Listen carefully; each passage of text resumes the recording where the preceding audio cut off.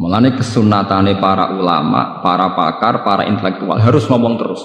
Kebenaran meskipun nggak dilakukan itu harus diomongkan terus. Sekali kebenaran didiamkan, entah itu atas nama liberalisasi atau demokrasi, maka Allah akan mencabut barokatul ardi dan pasti akan terjadi prahara besar, pasti terjadi kiamat. Dan itu na'udzubillah min syarri apa? Kebenaran itu harus diomongkan terus. Kita harus ngomong terus. Saya itu pernah debat kusir sama seorang profesor, pernah debat kusir sama seorang kiai yang tawadu. Saya bilang gini, seorang ulama itu dono unsur premane, kudu ngomong terus kebenaran. Wes ora ono wong ngandel lah, pokoke ngomong terus. Ora perlu ono wong ngandel, wes keliru lah pokoke ngomong. Begini, saya punya hadis sahih dari riwayatnya Imam Ahmad. Inna Allaha ta'ala la yanzi'a barakatal ardi hatta la yuqala fil ardi lizalim antaz zalim. Allah tidak akan mencabut barokatul ardi sampai di bumi tidak dikatakan pada orang zalim antaz zalim. Sekarang begini misalnya, contoh paling mudah yang kita mendapat berkah. Contoh paling mudah kita mendapat berkah dari contoh ini. Sebetulnya atas nama etika Jawa, etika Jawa. Kita nanti tonggo lonte, iku sawangane secara etika wis urusane dewi-dewi. Ora usah mbok omongno iku lonte, sundel, sembah kon. Tapi barokahnya kebenaran bahwa orang nakal harus kita katakan sundel lonte. Itu kelontean dan kesundelan akan tabu terus selama orang masih ngomong untuk lonte itu sundel, untuk orang BTS itu lonte atau sundel. Artinya apa? Orang masih jijik atau merendahkan derajat mereka yang berprofesi sebagai lonte atau sundel. Dan ini baik bagi agama, bagi keberlangsungan moral, karena masih ada yang menjijikkan proses-proses yang salah. Meskipun kita sebagai ulama, sebagai tokoh masyarakat, tentu mereka kita kasih ruang taubat, juga kita kasih hak-hak sebagai martabat, sebagai manusia. Tapi kita tetap akan bilang bahwa itu namanya lonte, sundel atau apa. Ini rumah tenan. Sehingga apa? Dengan posisi masyarakat yang merendahkan derajat atau yang berprofesi lonte, orang inginnya itu dagang secara baik-baik, orang inginnya jadi PNS secara baik-baik, orang inginnya dapat uang lewat ternak secara baik-baik, karena mereka tidak mau resiko ngambil profesi cari uang yang resiko dihujat masyarakat. Baik. Bayangkan nanti mungkin di era anak cucu kita, orang yang lonte, yang sundel dibahasakan itu hak asasi. Sehingga orang mungkin generasi anak cucu kita sudah tidak ada istilah lonte sundel. Setiap perilaku sosial dianggap hak asasi. Dan itu awal dari tidak ada agama. Awal dari tidak ada agama. Karena kemudian sing ternak ya hak asasi, sing lonte dianggap hak. Itu bahaya sekali bagi keberlangsungan agama dan moral. Dan negara juga nanti repot. Artinya apa? Sebetulnya sifat-sifat anarkis masyarakat, anarkis dengan tanda kutip, anarkis terutama dalam perkataan, maling darani maling, lonte darani lonte, itu menolong agama. Karena dengan stigma, dengan pelakupan masyarakat sing jelek, perilaku ini terdianggap jijik. Dengan dianggap jijik, agama bisa jalan. Artinya bisa jalan ya. Karena si A yang lonte itu dihujat masyarakat, yang lain-lain nggak pernah ingin cita-cita jadi lonte.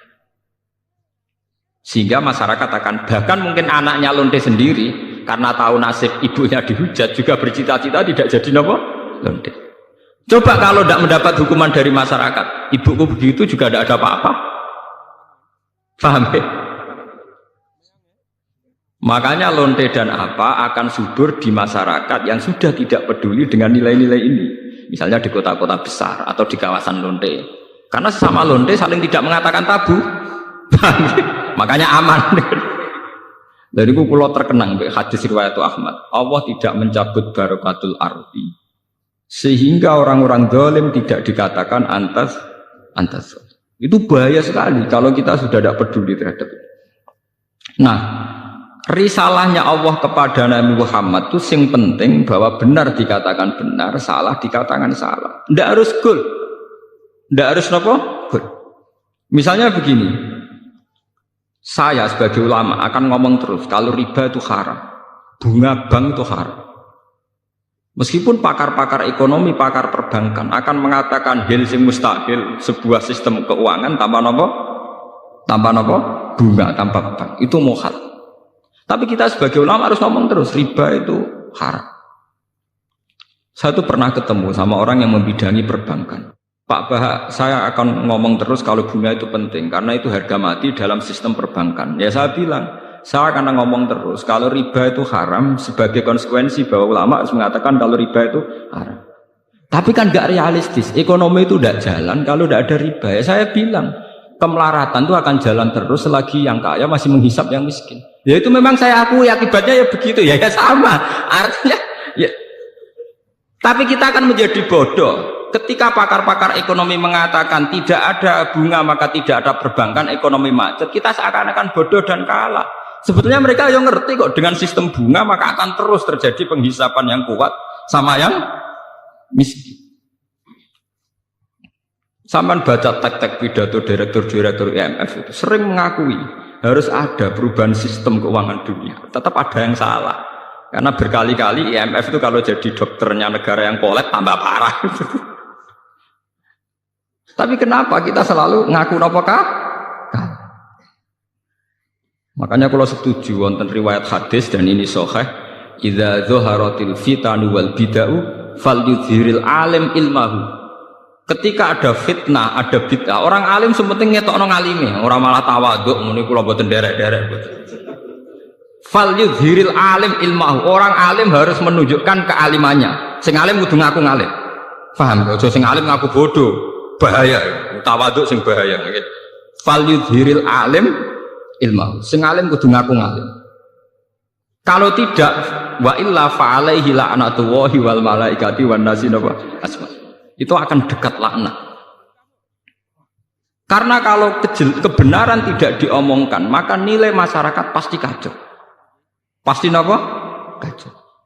Misalnya begini ya, ini contoh dan peringatan sekaligus. Contoh dan peringatan. Wong-wong sing derek toreko, sing derek ngaji kula teng mriki, kudu tunjukno bahwa kita lebih bahagia. Haram ke melok toreko nek ijek kesak-kesik, ijek mesombat-sambat ra di dhuwit. Dosa gedhe. Elek-eleki toreko. Kowe sing ngaji ning kene kok ora iso seneng yo haram. Elek-eleki wong ngaji. Kula dadi kiai mergo ora entuk gaji tetap kok susah, iku haram. Elek-eleki kiai. Kenapa saya mengatakan demikian? Begini masalahnya, seperti tadi yang dikatakan MC saya berkali-kali ngomong. Orang di kafe cari hiburan itu biar seneng. Orang main gitar di jalan-jalan biar asik. Kebenaran akan kalah saat pelaku kebenaran tidak pernah asik. Sementara pelaku kebatilan enjoy-enjoy saja. Akan menjadi trauma sosial ini. Nanti orang-orang seneng kebatilan, loh aku ning kafe enjoy, kowe melok toreko untuk apa? Harusnya kamu bisa jawab, aku yang untuk asik. Basiku mbek kowe basik endi? Sebab itu orang-orang toreko, orang-orang soleh itu dididik ala bizikrillah ya tatmainnul qulub. Kalau hati mereka bisa tenang pakai gitar, pakai hiburan, kenapa hati kita tidak tenang saat ingat Allah Subhanahu wa ta'ala? Maka susah itu bagian dari keharaman. Termasuk sesuatu sing dina'udzubillahi kanjeng Nabi. Setingkat kekafiran, kemusyrikan dan kemaksiatan. Termasuk susah juga haram. Haram. Nabi itu inna aktsara ma bihi ma yasta'idzu bihi Rasulullah Allahumma inni a'udzubika minal jubni wal kasali wal husni. Jadi susah termasuk tersangka. Sesuatu sing ista'adza minhu Rasulullah sallallahu alaihi wasallam. Ya Allah, saya minta dilindungi dari rasa takut, malas, dan rasa apa? Gelisah. Susah kriminal. Piye wae santri mari gak menarik di mata masyarakat. Kiai juga profesi yang tidak menarik cara masyarakat. Masalahnya pelakunya kita gak enjoy. Kukar kukur gak jelas. Angger ketemu tamu PNS enak ngono jenengan gajine tetap. Kula mboten jelas. Kula mangani wak pitik beda ana manakipan kan siapa yang ingin berprofesi yang nasib percontohannya kayak itu kan. Lho kula nu termasuk kiai sing ora tau susah. Niku akeh sing gawok. Gus jenengan dadi kiai kok kowe tetep menang. Oh, wis kula nu malah walian banyak guru-guru yang sowan saya padahal PNS. Gus kula pengen ayam kok jenengan. Padahal mereka digaji tetap lho PNS. Iku sowan kula kepengin ayam kaya kula. Saiki walian kiai kepengin ayam kaya napa? PNS. Enak jenengan Pak PNS gaji tetap. Nah kula niku mboten tetap, ngenteni wong mati. Kok kula ndek cerita, bapake niku mudin. Mudin itu tukang rumah wong mati. Anake mondok teko. Angger teko tak pondok agak ndek duwe. Itu nggak menjaluk duwe ora ono wong mati.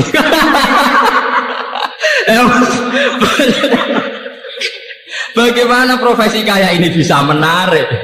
Wong di rezeki ngenteni wong mati. Mangani wapi tek ngenteni wong managi. Bagaimana profesi kayak ini bisa menarik? Wis ngono secara fisik ya klunak-klunuk kukar-kukur. Nak ana pegawai negeri jenengan ngoten enak apa untuk gaji tetap. Kula dadi kiai gajine gak tetap. Saya itu tidak pernah. Itu menurut saya itu haram besar, dosa. Kulo sering didolani guru SD, guru SMP, PNS. Resep urip ayam apa Pak? Jadi ayam saya gampang jadi kiai ayam. Tapi kiai penghasilannya kan gak tetap. Dari sapa? Sing gak tetap penghasilan, harus gini pengiran tetap. Oh malah goblok kamu. Rezekimu ngenteni tiap bulan. Rezekiku gak tetep kok saking seringe gak tiap bulan. Aku kadang rezeki tiap dino. Winder. Berarti sampe nak sering di dhuwit. Malah goblok meneh daran rezeki mesti dhuwit malah goblok meneh. Rezeki ora mesti dhuwit, sehat ya rezeki, seneng ya rezeki. Iki malah dadi bodho meneh daran rezeki mesti napa? Dhuwit. Iku penyempitan ilmiah. Anak wong intelek ciri utamane ora goblok kamu. Termasuk goblok darane rezeki mesti napa? Dhuwit. Berarti enak gak jadi kiai, enak banget. Jadi jelas. Eling lho nggih, termasuk susah iku ista'adza minhu Rasulullah. Inni a'udzubika minal jubni wal kasal wal hazan. Susah. Termasuk masalah utama umat Islam sekarang, kenapa tidak bisa kompetisi? Karena mental susahnya itu menghantui. Bagaimana orang bisa kompetisi amen-amen susah kukar-kukur? Tidak bisa. Orang bisa kompetisi itu kalau fresh, kalau dalam keadaan sigap, berlapang dada.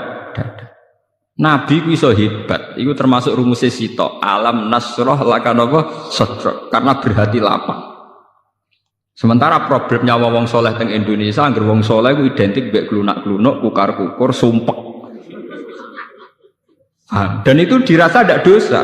Mergo nyongkone dosa mau zina mateni wong dan sebenarnya itu bagian dari dosa. Salah. Saya punya banyak ayat tentang ini. Misalnya ngeten. Qul bi fadlillahi wa bi rahmatihi fa bidzalika falyafrahu. Huwa khairum mimma yajma.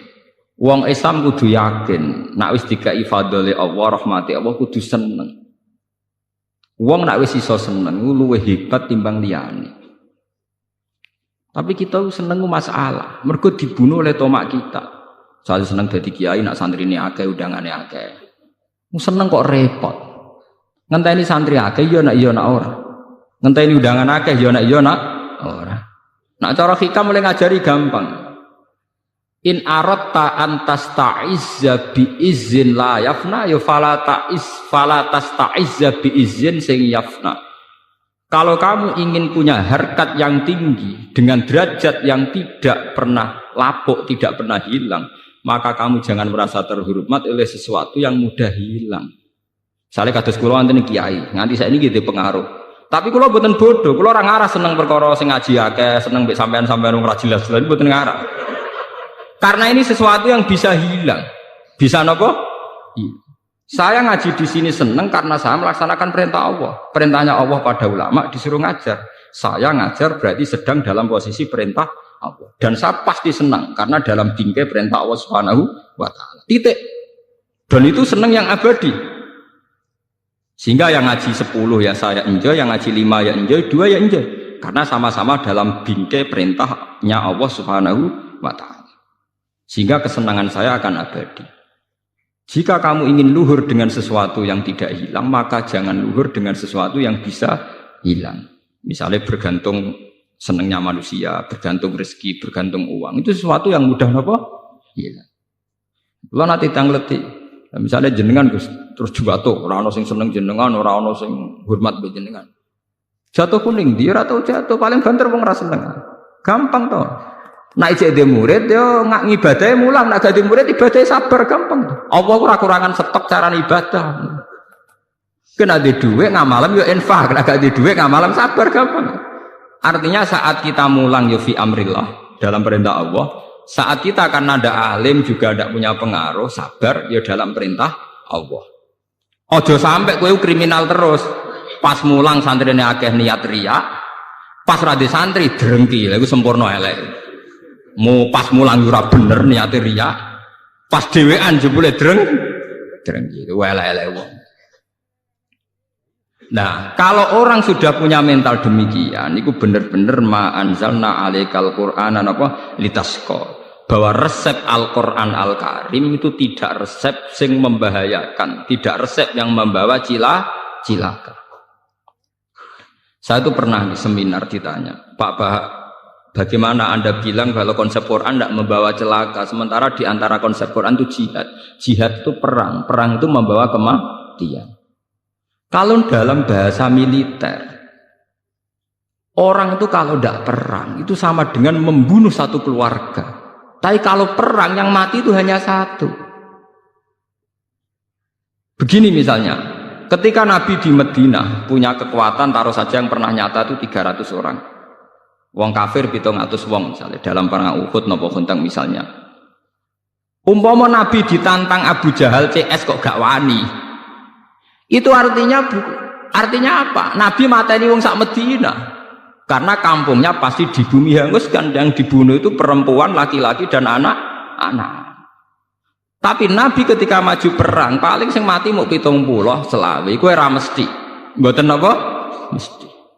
Jadi konsep perang adalah konsep penyelamatan. Justru dengan perang itu yang selamat lebih banyak.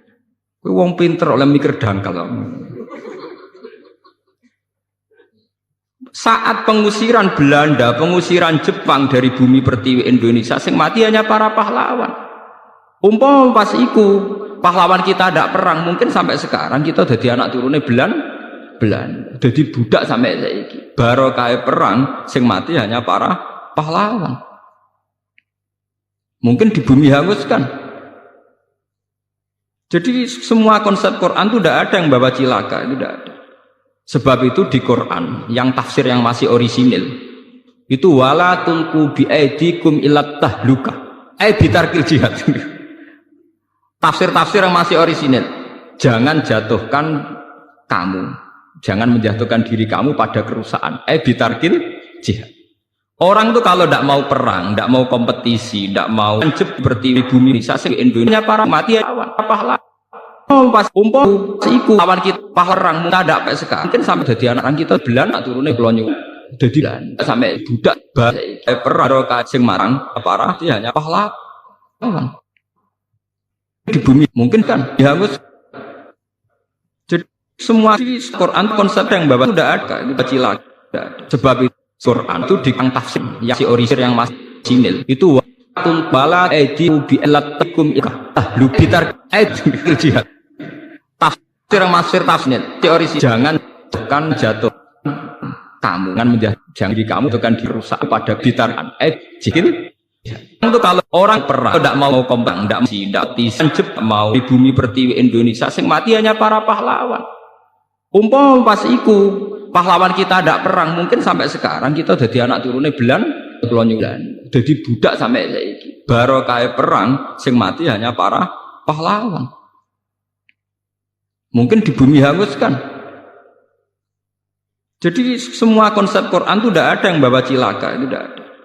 Sebab itu di Quran, yang tafsir yang masih orisinil, itu wala tulqu bi aidikum ilat tahluka, bitarkil jihad. Tafsir-tafsir yang masih orisinil, jangan jatuhkan kamu, jangan menjatuhkan diri kamu pada kerusakan, bitarkil jihad. Orang itu kalau tidak mau perang, tidak mau kompetisi, tidak mau seperti bumi Indonesia para mati pahlawan.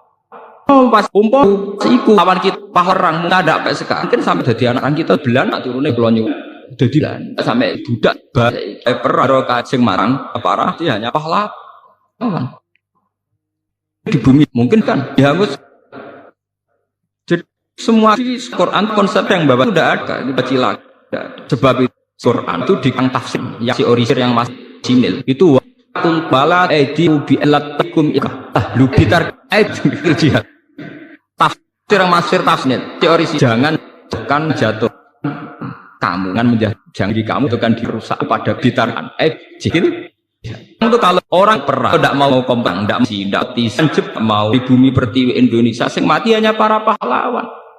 Umpama pas iku pahlawan kita tidak perang, mungkin sampai sekarang kita jadi anak turunnya Belanda, jadi budak sampai saiki. Barokah perang, sing mati hanya para pahlawan.